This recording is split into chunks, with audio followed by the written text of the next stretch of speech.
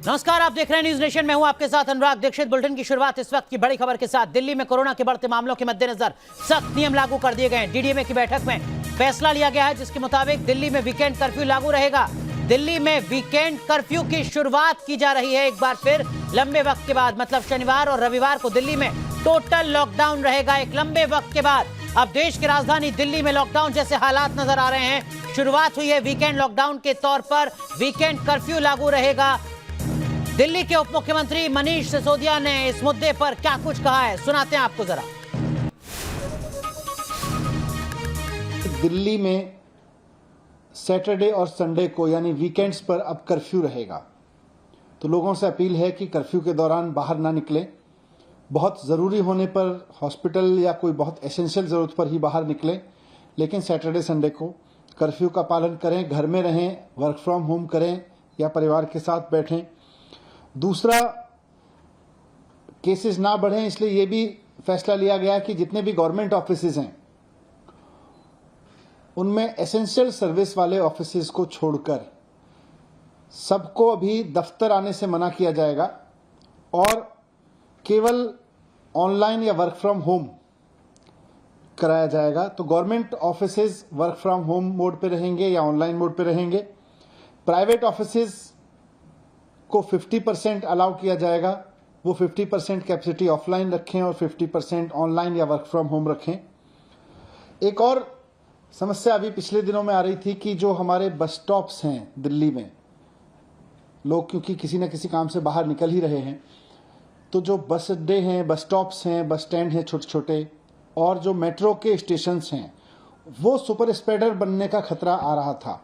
क्योंकि आधी संख्या कर दी गई थी मेट्रो में कैपेसिटी की और साथ साथ बसेस में भी कैपेसिटी की, वो आधी कर दी गई थी संख्या। और उसकी वजह से मेट्रो स्टेशंस पर बहुत लंबी लंबी लाइनें लग रही थी, बस स्टॉप्स पर बहुत लंबी लंबी लाइन लग रही थी, वहाँ भीड़ हो रही थी, कई जगह भीड़ अनियंत्रित भी हुई। और ऐसे में कोरोना ओमिक्रॉन जो है वो सुपर स्प्रेड हो सकता है वहाँ से। इसलिए इसको देखते हुए ये भी फैसला लिया गया कि बसें और मेट्रो पूरी कैपेसिटी पे चलेंगी, लेकिन एक भी व्यक्ति को बिना मास्क के अंदर अलाउ नहीं किया जाएगा।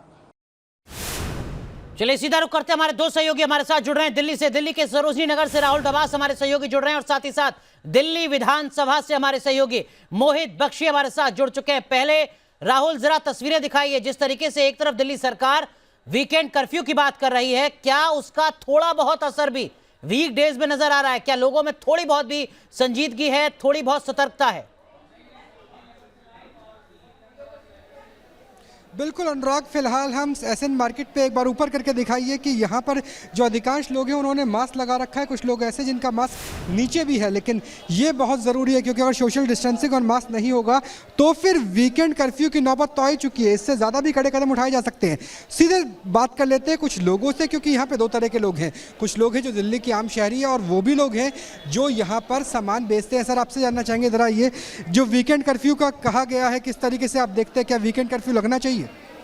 अभी उसकी ज़रूरत नहीं महसूस नहीं हो रही है। तो क्या कारोबार पे फर्क पड़ेगा? इस लिहाज से सोच रहे वीकेंड कर्फ्यू नहीं होना चाहिए? 50% सर फर्क पड़ जाएगा, बहुत फर्क पड़ जाएगा। आपको क्या लगता है एक आम शहरी के तौर पर कि क्या वीकेंड कर्फ्यू होना चाहिए? केसेस बढ़ भी रहे हैं लेकिन साथ में कारोबार भी जरूरी है। कारोबार जरूरी है और बहुत ही जरूरी है। बगैर कारोबार के मतलब जीवन कैसे यापन होगा? तो वीकेंड कर्फ्यू नहीं होना चाहिए, यहाँ भी कुछ रहा है। आपको क्या लगता है वीकेंड कर्फ्यू लगना चाहिए? आपसे जानना चाहेंगे, वीकेंड कर्फ्यू लगना चाहिए क्या? तो यहाँ पे लोगों की राय अलग अलग है, बटी हुई है। दुकानदारों से बात कर लेते हैं। अगर वीकेंड में कितनी कमाई होती है, कितनी पब्लिक आती है, अगर यहाँ वीकेंड कर्फ्यू लग जाए कितना फर्क पड़ेगा? बहुत फर्क पड़ेगा जी मार्केट में। जी लगभग आधी कमाई क्या वीकेंड में ही होती है? फ्राइडे सैटरडे संडे ही होती है? सैटरडे एंड संडे आधी कमाई होती है। लेकिन तो राहुल, यहाँ पे बड़ा आप सवाल देख यहां पर यही है कि आर्थिक नुकसान से ज्यादा लोगों की जिंदगी, लोगों की सेहत प्राथमिकता में है सरकारों की भी। माफ कीजिए राहुल, मैं लौटूंगा आपके पास। मोहित बख्शी हमारे सहयोगी जुड़ रहे हैं दिल्ली विधानसभा से, जिन्होंने आपसे कुछ देर पहले ये बड़ी खबर ब्रेक की थी। मोहित, आगे क्या कुछ रणनीति दिल्ली सरकार की नजर आ रही है?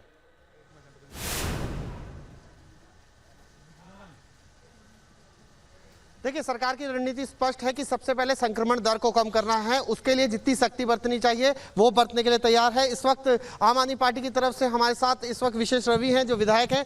विशेष जी, किस तरीके से देखते हैं जो उप मुख्यमंत्री आपकी सरकार ने जो निर्णय लिए हैं? लगता नहीं कि व्यापार, क्योंकि व्यापारी भी अभी हमारे साथ जुड़े हुए थे, उनका कहना है कि उस पर असर पड़ेगा, प्राथमिकता क्या है? देखिए, सरकार जो भी कदम उठा रही है उसमें सरकार को बिल्कुल भी खुशी नहीं है। ये जो भी कदम उठाए जा रहे हैं मजबूरी वश उठाए जा रहे हैं। हमें दिल्ली के लोगों के स्वास्थ्य की चिंता है, उनकी जान माल की चिंता है। और पिछले जो एक्सपीरियंस रहा है दिल्ली के अंदर, हम सब जानते हैं कैसे ऐसे बहुत सारे जो है लोगों की मृत्यु हुई जो नहीं होनी चाहिए थी। तो उसी को ध्यान में रखते हुए लोगों की जान की सुरक्षा के लिए ये कठोर कदम उठाए जा रहे हैं। आप किस तरीके से देखते हैं विपक्ष होने के नाते जो निर्णय लिए गए हैं? देखिए, कोरोना संक्रमण को रोकने के लिए सरकार जो कार्य कर रही है हम उनके साथ हैं, लेकिन ऑड इवन और वीकेंड दो चीज़ होने का मतलब ये है बाजार सारे बंद, तो लोगों की जो रोजी रोटी है वो भी एक अहम मुद्दा है। इसके साथ साथ कहीं ना कहीं सरकार कन्फ्यूजन की स्थिति में है। बसों में उन्होंने पूरी संख्या में लोगों को बैठाना और मेट्रो में, तो ये जो चालू किया है मुझे लगता है इससे संक्रमण फैलेगा। तो सरकार को कन्फ्यूजन से बाहर आना चाहिए और दिल्ली के लोगों में संक्रमण को रोकने के लिए युक्ति संगत उपाय करने चाहिए। जो ये है व्यापारियों पर इसका असर पड़ेगा, फुटकर पे जो लोग बैठते हैं उस पर असर पड़ेगा, उसके लिए किस तरीके से? देखिए, ये सच बात है कि असर तो पड़ेगा, लेकिन हमने ये देखा पिछले विधानसभा में तो सबसे ज्यादा। बिल्कुल बिल्कुल, लेकिन हमने ये भी देखा कि पिछले दिनों कोर्ट के कहने के बावजूद भी कुछ मार्केट ऐसे रहे जहां पर भीड़ कम नहीं हो रही थी। तो कोई और ऐसा इलाज नहीं समझ में आ रहा, लोग पालन नहीं कर पाते हैं प्रोटोकॉल नियमों का। और ये जो फैसले होते हैं डीडीएमए की बैठक में होते हैं, उसमें एलजी साहब जो है वो दूसरी पार्टी को रिप्रेजेंट कर रहे होते हैं, सरकार अपना काम कर रही होती है। सबका साझा फैसला है, अकेले का नहीं है ये। जी, तो साझा फैसला है। इस पर पक्ष विपक्ष की आपने राय जानी, अनुराग जी? बिल्कुल मोहित, मैं आपका रुख करूंगा, लेकिन उससे पहले राहुल, आप तो लगातार स्वास्थ्य मंत्रालय को कवर कर रहे हैं, कोरोना को पहले दिन से उसकी हर अपडेट लगातार दर्शकों तक पहुंचा रहे हैं। वीकेंड कर्फ्यू आपको लगता है कि वक्त के लिहाज से जरूरी फैसला है या ओवर रिएक्शन कहीं नजर आता है? देखिए अनुराग, ये स्मार्ट निर्णय की तरह कहा जा सकता है, क्योंकि जो वीकेंड है आमतौर पे उसमें ज़्यादातर दफ्तर बंद होते हैं। अगर नाइट कर्फ्यू की बात करें उस वक्त भी ज़्यादातर दफ्तर बंद होते हैं, तो ऐसे में बेवजह लोग सड़कों पे ना हो, बेवजह लोग बाहर ना निकले, कम्युनिटी स्प्रेड जितना हो सके उतना धीरे किया जाए, ये ज़रूरी है। हालांकि जब फुल लॉकडाउन था तब भी कोरोना के केसेस कम नहीं हो पाए थे। कोशिश ये की जा रही है कि सबसे पहले ये देखा जाए कि हॉस्पिटलाइजेशन किस तरीके से बढ़ता है, क्योंकि ग्रेडेड सिस्टम अगर हम देखेंगे जो कलर कोडेड है उसके हिसाब से तो कोड रेड लागू हो जाना चाहिए था उस लिहाज से, क्योंकि 6% से ऊपर पॉजिटिविटी दर चल रही है, उस हिसाब से तो मेट्रो के पहिए थम जाने चाहिए थे। लेकिन सरकार ने एक स्मार्ट निर्णय लिया है कि लोगों का कारोबार भी चलता रहे और अस्पतालों पर दबाव भी ना पड़े, क्योंकि अगर सब कुछ खुला रहेगा तो अस्पतालों पर दबाव पड़ सकता है। जो डेल्टा था उसमें 100 अगर पॉजिटिव होते थे तो 15 लोगों को अस्पताल में एडमिट करने की नौबत आ जाती थी। अगर ओमिक्रॉन की बात करें, इनकी संख्या बहुत कम है, 2 से 3 लोगों को एडमिट करने की नौबत आती है। तैयारी अच्छी खासी की गई है। ऐसे में कोशिश ये है कि अर्थव्यवस्था भी चलती रहे, लेकिन जितना संभव हो उतना इन्फेक्शन का स्प्रेड कम। बिल्कुल बिल्कुल, अर्थव्यवस्था भी ध्यान में है, लोगों का रोजगार भी ध्यान में है, लेकिन एक स्मार्ट फैसला बढ़ते आंकड़ों के बीच। लेकिन मोहित, 28 दिसंबर को दिल्ली में 496 मामले थे कोरोना के, जो 3 जनवरी को बढ़कर 4099 पहुंचे। यानी बीते 7 दिन में लगभग 10% का इजाफा, माफ कीजिए 10 गुना ज्यादा आंकड़े यहां पर बढ़ते नजर आते हैं। आपको लगता है कि आने वाले वक्त में कुछ और सख्ती के लिए दिल्ली वासियों को तैयार रहना होगा अगर हालात नहीं सुधरते हैं तो?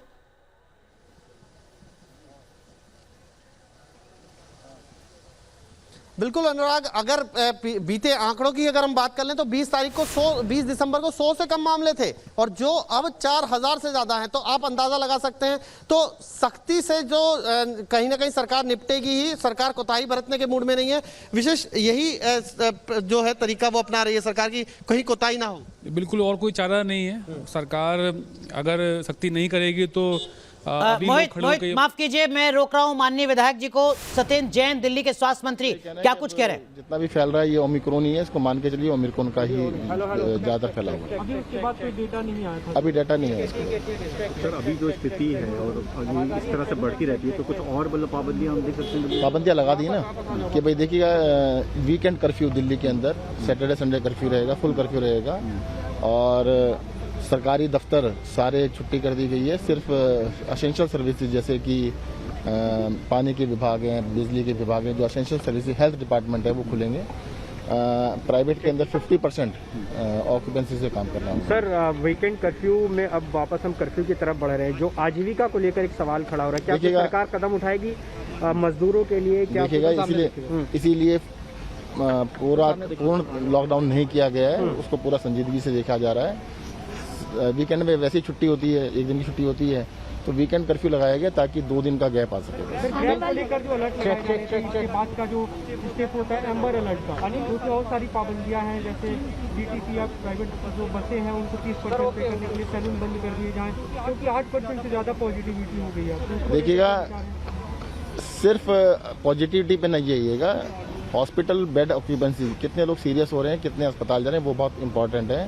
हमारे नेक्स्ट लेवल पे ये था कि कम से कम 500 बेड 7 दिन तक, 500 बेड तो अभी भी नहीं पहुंचे, तो 500 बेड की ऑक्यूपेंसी 7 दिन तक लगातार रहने पे नेक्स्ट लेवल था।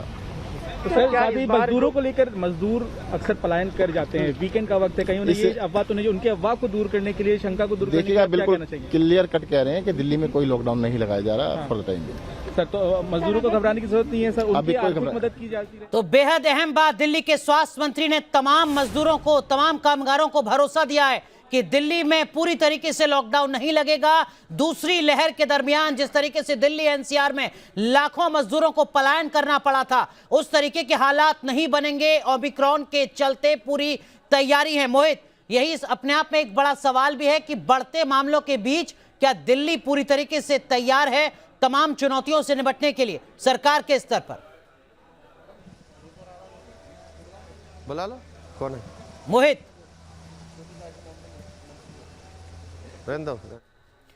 चलिए, लगता है कि मोहित से संपर्क हमारा नहीं हो पा रहा है, लेकिन राहुल, मजदूरों को यहां पर दिल्ली के स्वास्थ्य मंत्री भरोसा दिला रहे हैं, ये कहते हुए कि पलायन करने की जरूरत नहीं है, घबराने की जरूरत नहीं है, दिल्ली को छोड़ने की जरूरत नहीं है। क्या आने वाले वक्त में अगर आंकड़े इसी रफ्तार से बढ़ते हैं कि 7 दिन में 10 गुना, दिल्ली तैयार है, देश का हेल्थ इंफ्रास्ट्रक्चर तैयार है, दूसरी लहर से देश और राज्यों ने सबक लिया है? निश्चित तौर से अनुराग, 37,000 के आसपास ऐसे बेड से ऑक्सीजन बेड जो तैयार है राजधानी दिल्ली में, और अभी फिलहाल 500 बेड भरे नहीं हैं। जिस तरह से हम बात कर रहे थे कि 15 पेशेंट एडमिट होते थे 100 पॉजिटिव आने में, लेकिन अब 100 में से 1-2 ही पॉजिटिव हो रहे हैं। ऐसे में स्मार्ट तरीका यही है जो आपको तस्वीरों में दिखाते हैं कि देखिए, एक दुकान बंद है, दूसरी दुकान खुली है, तीसरी दुकान बंद है और चौथी दुकान खुली है। यानी ऑड इवन का फार्मूला लागू किया गया है, जिसकी वजह से कुछ हद तक यहाँ पर जो लोगों की संख्या है, जो स्टेप काउंट है, वो कम हो गया है। लेकिन फिर भी आप देख सकते हैं कि अच्छी खासी भीड़ है, वीकेंड्स में और भी ज़्यादा हो सकती थी। इसीलिए ये फैसला किया गया कि वीकेंड में लॉकडाउन किया जाएगा, और ये भी फैसला किया गया कि नाइट में कर्फ्यू रहेगा, क्योंकि नाइट में कई बार ऐसा होता है कि लोग सोशल गैदरिंग करते हैं जहाँ पे कोविड प्रोटोकॉल बिहेवियर पार्टीज वगैरह में भूल जाते हैं। तो स्मार्ट फैसला है, क्योंकि बहुत ज़रूरी है कि अर्थव्यवस्था का पहिया थमे नहीं, क्योंकि अगर मजदूर पलायन करने में आते हैं तो हमने देखा था कि पहले लॉकडाउन के बाद किस तरीके के नज़ारे हिंदुस्तान भर में नज़र आ रहे थे, राजधानी दिल्ली में वो नज़र ना आए, और साथ में जितना संभव हो उतना हॉस्पिटलाइजेशन कम हो सके, क्योंकि स्प्रेड होना है। ओमिक्रॉन अगर कम्युनिटी में आ गया तो ये मान के चलिए कि बड़ी पॉपुलेशन तक वो पहुँचेगा, लेकिन धीरे धीरे पहुँचे ताकि उसका जो दबाव है वो क्रिटिकल हेल्थ इंफ्रास्ट्रक्चर यानी अस्पताल में, आईसीयू में, वेंटिलेटर पर कम से कम नजर आए, इसकी कोशिश की जा रही है। बिल्कुल मोहित, तमाम कामगारों को, तमाम मजदूरों को, नौकरी पेशा लोगों को सरकार की तरफ से यह भरोसा सत्येंद्र जैन ने दिया है। लेकिन दूसरी लहर के दरमियान भी हमने देखा था, पहले नाइट कर्फ्यू, उसके बाद वीकेंड लॉकडाउन और उसके बाद कंप्लीट लॉकडाउन, और कंप्लीट लॉकडाउन के दौरान बड़े पैमाने पर दुर्भाग्यवश पलायन भी। आपको लगता है कि सरकार के सामने ये ट्रस्ट डेफिसिट ना हो, विश्वास का संकट ना हो, ये बड़ी चुनौती है इस वक्त भी?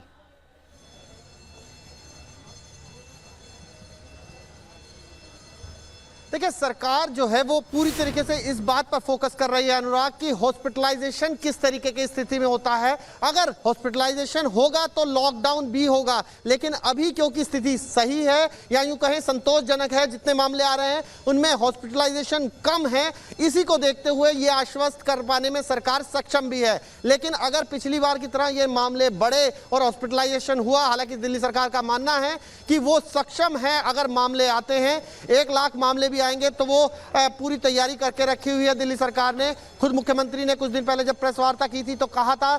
लेकिन सबसे अहम यही है कि अभी ओमिक्रॉन जो 84% बताया जा रहा है कि जो अभी मामले आ रहे हैं उनमें है, बावजूद उसके हॉस्पिटलाइजेशन नहीं हो रहा है। ये एक संतोषजनक बात है और इसी को आधार बनाकर आज की मीटिंग में भी, क्योंकि जो प्रस्ताव लाया गया था उसमें रेड अलर्ट की बात कही गई थी, उस पर चर्चा भी हुई, लेकिन इसी को आधार बनाकर ये कुछ सख्तियां रखी गई हैं जो हमने सबसे पहले बताया था कि लगातार बसों में भीड़ बढ़ रही थी, हमने रिपोर्ट दिखाई, लगातार मेट्रोज में भीड़ बढ़ रही थी, हमने रिपोर्ट दिखाई। इस तरीके की तस्वीर जो सामने आ रही थी उसी को देखते हुए अब दिल्ली सरकार ने ये निर्णय लिए हैं। जी लेकिन मोहित, एक सवाल यहां पर आता है। दिल्ली के उप मुख्यमंत्री मनीष सिसोदिया ने कहा कि देखिए, मेट्रो और बस में अब जो मुसाफिर हैं वो पूरी क्षमता के साथ सफर करेंगे, मास्क अनिवार्य होगा।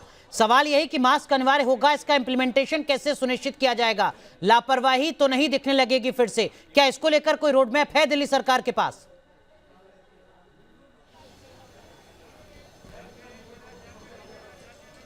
देखिए, इस पे दो तरीके से काम होगा। जो हमारी बात हुई है, एक जो मेट्रो प्रशासन करेगा, मेट्रो के अंदर, परिसर के अंदर और मेट्रो के अंदर। दूसरा जो काम होगा वो एसडीएम की जो टीम्स हैं वो मेट्रो स्टेशन के बाहर भीड़ ना हो सुनिश्चित करेंगे, मास्क लगे ये सुनिश्चित करेंगे। पूरी प्रशासनिक टीम जो है वो इस तरीके से काम करेगी। देखिए, कुछ जिम्मेदारी हमारी भी है। हम और आप अगर मास्क पहनकर चलेंगे और इसकी सावधानी से अगर सावधानी बरतेंगे तो यकीनन हम इस कोरोना को मात दे सकते हैं। वैक्सीनेशन के डोजेज अब तो 15 से 18 साल के बच्चों के लिए भी आ गए हैं, उनको लगवाएंगे। ये कुछ ऐसे कदम हैं जो उठाने होंगे। सरकार अपनी तरफ से दावा कर रही है कि वो लगातार हर वर्ग को छूने का, चाहे वो मजदूर वर्ग हो, इसीलिए लॉकडाउन, प्रॉपर लॉकडाउन नहीं लगा जा रहा, चाहे फिर वो अगर कहा जाए तो आम आदमी है, इसलिए मेट्रो में ज्यादा व्यवस्था की गई है कि ज्यादा से ज्यादा लोग सफर तो करें लेकिन भीड़ इकट्ठी ना हो, इस तरीके की। अब कुछ जिम्मेदारी जनता की भी है। अब ये देखना है कि ये वाकई सही साबित होगा या फिर एक बड़ी मिस्टेक साबित होती है, बड़ी गलती साबित होती है। क्योंकि पिछली बार हमने देखा था लगातार मामले बढ़े थे और इस कदर मामले बढ़े थे कि प्रॉपर लॉकडाउन लगाना पड़ा था। बिल्कुल मोहित, तो तमाम चीजें हैं जिस पर सरकार अपनी तरफ से पूरी मुस्तैद है, दावे किए जा रहे हैं। बहुत बहुत शुक्रिया राहुल डबास और मोहित बख्शी, आप दोनों का जुड़ने के लिए और इस वक्त की बड़ी खबर पर तमाम लोगों से बात और उनका पक्ष दर्शकों तक पहुंचाने के लिए। इस बीच एक बड़ी खबर, दिल्ली में कोरोना की रफ्तार बढ़ चुकी है। कोरोना के 24 घंटे में 5500 नए मामले सामने आए। यह आंकड़ा कल 4090 के आसपास था, जो अब बढ़कर 24 घंटे में 5500 पहुंच चुका है। यानी लगभग 1400 नए मामले यहां पर बढ़ते हुए नजर आ रहे हैं। पिछले 24 घंटे के मुकाबले बीते 24 घंटे में 5500 नए मामले सामने आए हैं कोरोना के। आंकड़ा लगातार बढ़ता जा रहा है, सिर्फ दिल्ली में नहीं बल्कि देश के अलग अलग हिस्सों में। इसी के मद्देनजर अलग अलग राज्यों में तमाम सख्ती बरतने की बात की जा रही है। बात यह भी कि नेता दिन में सख्ती बरतने का ऐलान कर रहे हैं और खुद अलग अलग राज्यों में जाकर पॉलिटिकल रैली को संबोधित कर रहे हैं।